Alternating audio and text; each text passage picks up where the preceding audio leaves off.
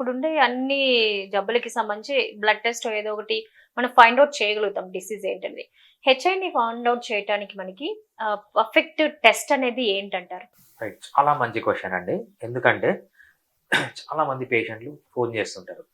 Sir మాకు HIV ఉందని doubt ఉంది. మేము ఈ టెస్ట్ చేపించుకున్నాం. ఈ టెస్ట్ చేపించుకుంటే నెగెటివ్ వచ్చింది. మేము పట్టించుకోలేదు. కొన్ని రోజుల తర్వాత మళ్ళీ పాజిటివ్ వచ్చింది. హ్మ్. అది ఎలా జరిగింది?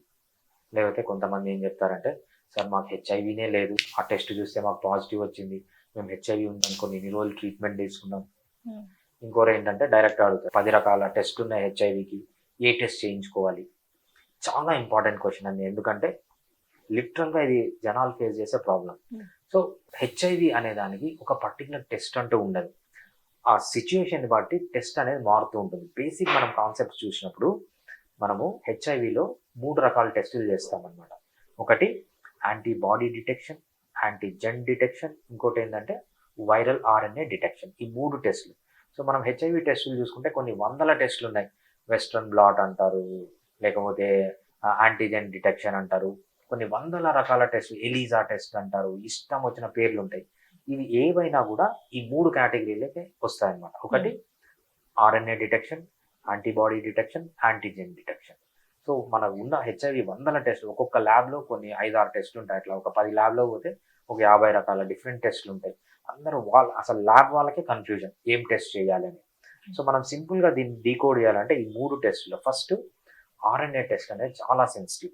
ఆర్ఎన్ఏ టెస్ట్ అనేది ఎప్పుడు చేయించుకోవాలంటే ఫస్ట్ 15 డేస్‌లో మీరు ఎక్స్‌పోజ్ అయిన 15 డేస్‌లో ఆర్ఎన్ఏ టెస్ట్ చేపిస్తే 50% ఆఫ్ ది పీపుల్‌లో పాజిటివ్ వస్తది. 50% ఆఫ్ ది పీపుల్‌లో మనకు తెలియదన్నమాట.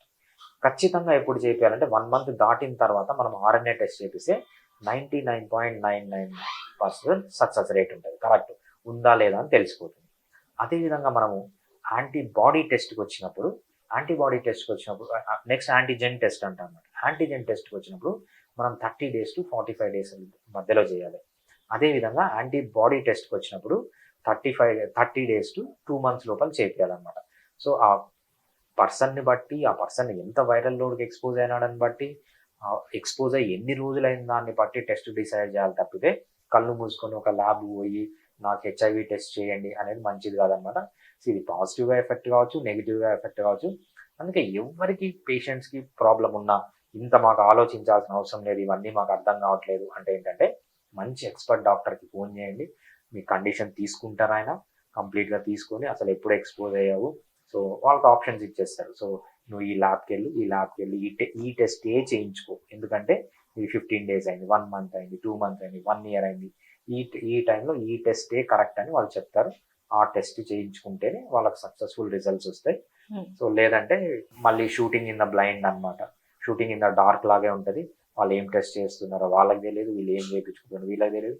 రిజల్ట్ కరెక్టో కాదో కూడా మనం చెప్పలేం. సో, ఇప్పుడు ట్రీట్మెంట్ కూడా అలాగే బేస్ అయి ఉంటుందా మనకి? అంటే మనకి వాళ్ళ సింప్టమ్స్‌ని బట్టి మీరు టెస్ట్‌ని ఎలా అయితే డిసైడ్ చేస్తారో, ఆ రిజల్ట్‌ని బట్టి ట్రీట్మెంట్ కూడా బేస్ అయి ఉంటుందా హోమియోపతిలో? ఎన్ని డేస్ ఉండొచ్చు? చాలా ట్రీట్మెంట్‌కొచ్చేటప్పటికి ఒక మిత్ అనేది బర్స్ట్ చేయాలండి. హ్మ్. చాలా మంది పేషెంట్లు నేను చూసిందేంటంటే, మనకు అనువంశిక డాక్టర్లని, హ్మ్. తర్వాత ఈవెన్ క్వాలిఫైడ్ డాక్టర్లకే హెచ్ఐవి క్యూర్ అవుతుందో లేదో తెలియదు. చాలా మంది చూసేదేంటంటే, అడ్వర్టైజ్‌మెంట్‌లు చూస్తుంటారు. లేదంటే ఆన్‌లైన్‌లో చూస్తుంటారు. చూస్తుంటారు. మా దగ్గర కొంతమంది మూలికలని ఆ! వాటికి అంటే ఇది రెగ్యులర్ మెడిసిన్‌కి తగ్గదు. దీనికి హ్మ్. చాలా తొందరగా రైట్. దగ్గుతుందని రైట్. చెప్తుంటారు. తగ్గిపోతుంది. మీకు హెచ్ఐవి కంప్లీట్‌గా పోతుంది అని చెప్తారు. హ్మ్. వీళ్ళేం చేస్తారంటే వాళ్ళని నమ్ముతారు. నమ్మి వాళ్ళ దగ్గరికి పోతారు. పోయినప్పుడు ట్రీట్మెంట్ ఇస్తారు. ట్రీట్మెంట్ ఇచ్చినప్పుడు ఒక 6 మంత్సో, 1 ఇయరో ట్రీట్మెంట్ తీసుకుంటారు. టెస్టులు చేపిస్తారు. టెస్టులు చేపిస్తే నెగెటివ్ వస్తుంది. నాకు మొత్తం తగ్గిపోయింది. నేను హెచ్ఐవి లేదు నాకిప్పుడు అని వీళ్ళు అనుకుంటారు. వాళ్ళేమనుకుంటారు? తెలియని వాళ్ళు డాక్టర్లు. సో, నాకు మందుకు అంత కెపాసిటీ ఉంది. అసలు నేను ట్రీట్మెంట్ చేస్తే హెచ్ఐవి మాయమైపోవాల్సిందని డిబేట్‌లు చెప్తారు. అక్కడ జరిగేదేంటంటే, ఒక్కసారి హెచ్ఐవి పాజిటివ్ వస్తే అసలేం జరుగుతుందంటే, ఏదైతే ఈ వైరల్ ఆర్ఎన్ఏ అంటామో, అది డీఎన్ఏగా మారుతుంది బాడీలో. ఆ డీఎన్ఏగా మారిన డీఎన్ఏ ఏమవుతుందంటే, హ్యూమన్ డీఎన్ఏని కట్ చేసి ఆ మధ్యలో అతుక్కుపోతుందనమాట. దీనికి ఒక ఎంజైమ్ ఇంటిగ్రేజ్ అని ఒక ఎంజైమ్ ఉంటుంది. ఆ ఎంజైమ్‌తో హ్యూమన్ డీఎన్ఏ, వైరల్ డీఎన్ఏ కలిసిపోతాయి. ఒక్కసారి హ్యూమన్ డీఎన్ఏ, వైరల్ డీఎన్ఏ కలిసిపోవడం అంటే ఏంటంటే, ఒక్కసారి హెచ్ఐవి పాజిటివ్ రావడం. హ్మ్. ఒక్కసారి పాజిటివ్ వచ్చిందంటే, ఇంకా జీవితాంతం ఆ వైరల్ డిఎన్ఏని హ్యూమన్ డిఎన్ఏ నుంచి సపరేట్ చేయలేమన్నమాట. ఓ సో ఆ సపరేట్ చేసే మందులు క్లినికల్ ట్రయల్స్లో లేవు, ఆల్రెడీ వచ్చిన మందుల్లో దేంట్లో లేవు. ఇప్పుడు వచ్చిన మందులు ఏం చేయగలుగుతాయి అంటే, సో ఈ వైరల్ డిఎన్ఏ ఏదైతే ఉందో దాని నుంచి కొత్త వైరస్ వస్తుందన్నమాట. ఆ వైరస్ రాకుండా ఆపగలవు తప్పితే ఈ డిఎన్ఏనే హ్యూమన్ బాడీ నుంచి బయటికి పంపించలేదు. సో ఎంతవరకు మీరు మందులు వాడినన్ని రోజులు అది రాదు. అంటే మీకు వైరల్ లోడ్ 0 చూపిస్తుంది, CD4 కౌంట్ హై చూపిస్తుంది మందులు వాడినన్ని రోజులు. ఎప్పుడైతే మీరు మందులు స్టాప్ చేస్తారో మళ్ళీ అది అక్కడి నుంచి కొత్త వైరస్ వచ్చి మళ్ళీ వైరల్ లోడ్ పెరగడము, CD4 కౌంట్ తగ్గిపోవడము జరుగుతుంది అనమాట. సో ఇది గుర్తుపెట్టుకోవాల్సింది ఏంటంటే, ఒక్కసారి హెచ్ఐవి పాజిటివ్ వస్తే ఏ డాక్టర్ చెప్పినా ప్రపంచంలో వినకండి, మీకు తగ్గదు. మీరు జీవితాంతం మందులు వాడాల్సింది, లైఫ్ లాంగ్ మెడిసిన్ వాడాల్సింది. Hmm. నెక్స్ట్ హోమియోపతి ట్రీట్మెంట్కి వచ్చినప్పుడు, హోమియోపతి ట్రీట్మెంట్ వచ్చినప్పుడు ఏంటంటే, సో మెయిన్గా మాకు 3 రకాల పేషెంట్స్ వస్తుంటారు. ఒకరు, సార్ మేము ఏఆర్టీ ట్రీట్మెంట్ తీసుకుంటున్నాం, అయినా కూడా మాకు సిమ్టమ్స్ పోవట్లేదు, మాకు సిమ్టమ్స్ అట్లనే ఉన్నాయంట. వాళ్ళకి skin symptoms, cough symptoms, fever కంటిన్యూస్గా వస్తుంటాయి, మేము ఏఆర్టీ రెగ్యులర్గా తీసుకుంటున్నాం తగ్గ. అటువంటి వాళ్ళు హోమియోపతిలో ట్రీట్మెంట్ తీసుకుంటే సో ఈ సిమ్టమ్స్ అన్నీ తగ్గచ్చు.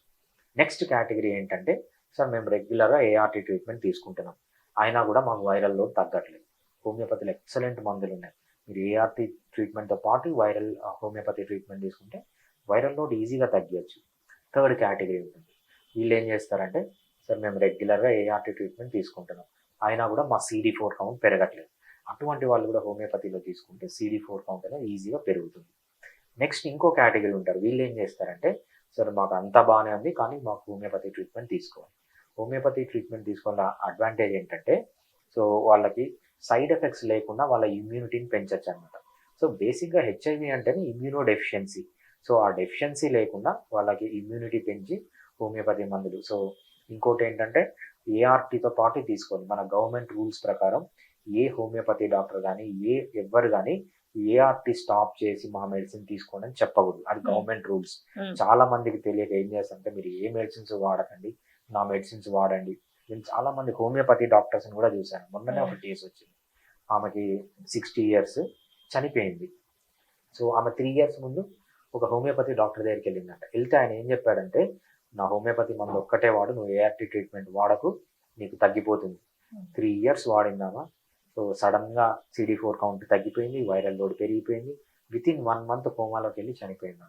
సో ఏ డాక్టర్ కానీ ఏఆర్టీ ట్రీట్మెంట్ మానేయమన్నా, లేకపోతే నా ట్రీట్మెంట్ మీకు హెచ్ఐవి కంప్లీట్గా క్యూర్ అవుతుందన్న నమ్మకూడదు.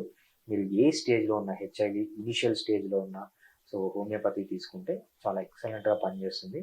సైడ్ ఎఫెక్ట్స్ రాకుండా మనము హోమియోపతిలో ట్రీట్ చేసుకోవచ్చు.